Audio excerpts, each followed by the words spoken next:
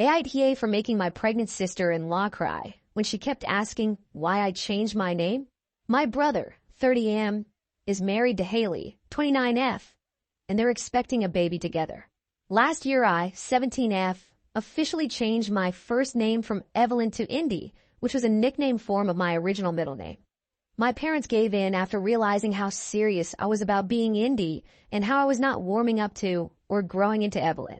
My brother and Haley want an older/vintage name for their baby, and Haley asked me about 5 months ago why I disliked Evelyn enough to change the name. At the time she brought up how popular the name has become and how vintage is back. I told her I didn't like vintage names, and to me it sounded really old-fashioned. I told her the popularity didn't influence my decision.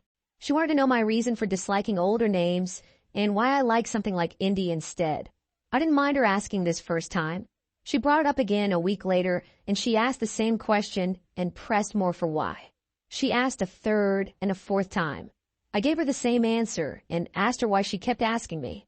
I told her my answer wasn't going to change. By the seventh time she asked, she admitted she was worried her baby would hate having an older name and wanted to figure out what she could do to prevent what happened with me happening to her. She also said she'd like me to rethink my name because she thought Evelyn was beautiful and she was sad I had chosen something like Indy over it. I asked her to stop so many times already, and I even asked my brother to stop her. He told me I needed to understand it was the hormones. I can easily say she has asked me this more than 25 times by now. I'm not exaggerating that number either. 2 weeks ago, when she brought it up again, she felt like I had made a mistake changing my name and how 30-year-old me wouldn't be so against Evelyn. I told her 30-year-old me can deal with it if that happens. She told me I didn't really have a good reason to like the name, and Indy seemed like the kind of name someone young likes, but not someone older. Then, yesterday happened, and I kind of lost my temper.